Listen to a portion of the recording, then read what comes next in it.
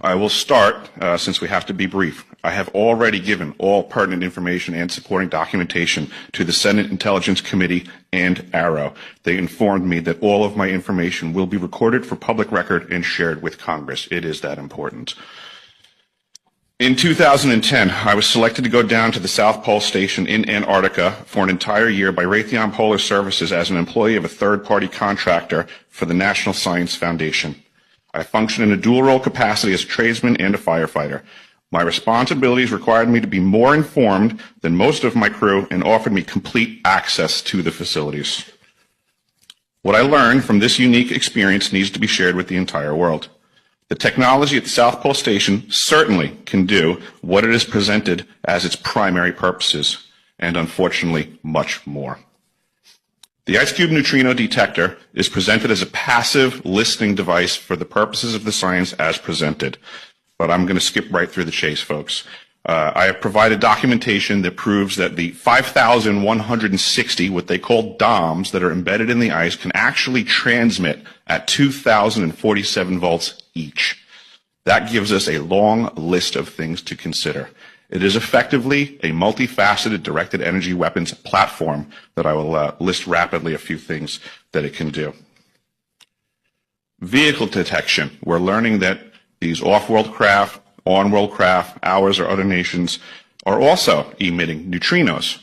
So this makes the South Pole Station effectively an air traffic control station for this new level of equipment that nobody's discussing. In addition to the ability to detect neutrinos and the exotic vehicles, I provided documentation that shows that this is also a system for faster than light communications. In the past, Gary McKinnon has hacked NASA, found the off-world fleet, the list of captains, and it's apparent that if we have faster than light vehicles moving throughout the system, we're going to need faster than light communications. This is that facility. Unfortunately, I have other bad news. The season that I was there, 2010 to 2011, we converted from construction to operations and maintenance in both the elevated station and the detector array. Unfortunately, when they first fired it up, that was when we had the earthquakes in Christchurch, New Zealand.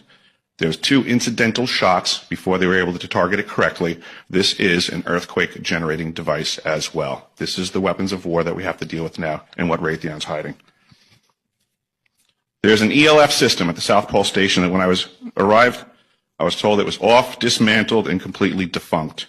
In my work, I will rapidly just tell you, I had to figure out the circuitry for certain other repairs, and I found that this system is in fact completely energized, up and running, and being utilized with the other systems for nefarious purposes as well. The Atmospheric Research Observatory is in what we call the clean air sector. I witnessed myself a very powerful green laser shooting out of the top of this facility into the cosmos. This, I believe, is a secondary form of long-range communications and or a defense system. I am not saying that we need to be scared of anything that's out there, but please understand the military-industrial complex is happy to invest all of your money in alleviating their fears. A question of power comes into play for all of these facilities that are present. I assure you, I knew what was going on, I knew the load demands of the facility, and all of these new items exceed the demand for the systems that I was presented.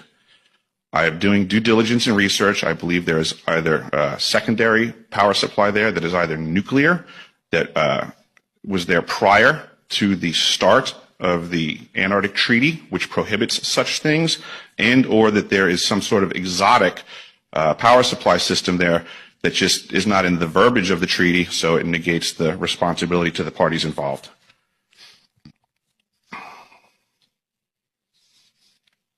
I think that pretty much covers it for time.